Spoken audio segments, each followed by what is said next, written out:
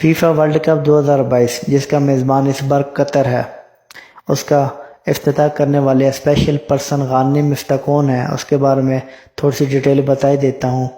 پہلے خوبصورتی کے ساتھ اور قرآن کے ساتھ انہوں نے جواب دیا، ملاحظہ فرمائیں۔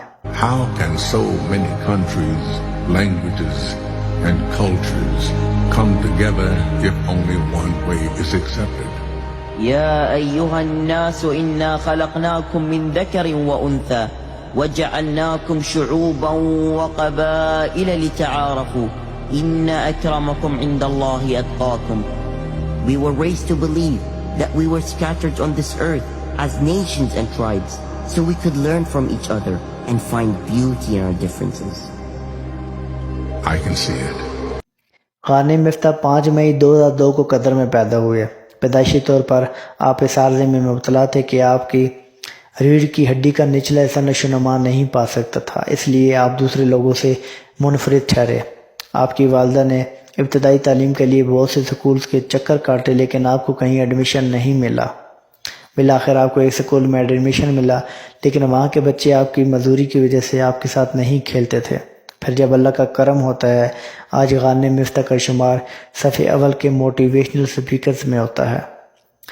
ایک غریسہ آئس کریم نامی برانڈ کے آپ مالک ہیں جن کی تقریباً 6 برانچز قطر میں موجود ہیں اور 60 کے قریب ملازم کام کر رہے ہیں۔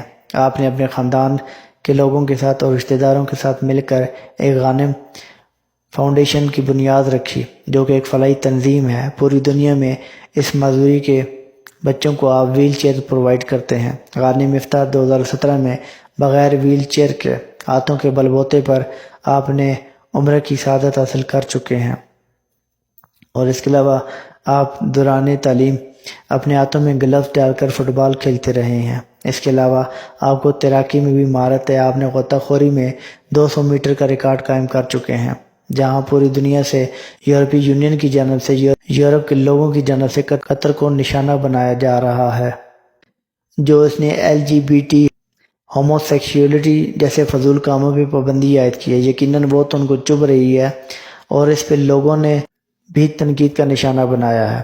وہیں قطر نے بھی قاری غانم مفتاح کے ہاتھوں سے اتنے بڑے میگا ایونٹ کا افتتاح کروا کے پوری دنیا کے معذور بچوں کی حوصلہ افزائی کی ہے، جو قابل ستائش ہے، اس کو اپریشیٹ کرنا چاہیے۔ لیکن یہ راز کسی کو نہیں معلوم کہ مومن قاری نظر آتا ہے، حقیقت میں ہے قرآن۔ سلام پہنچے۔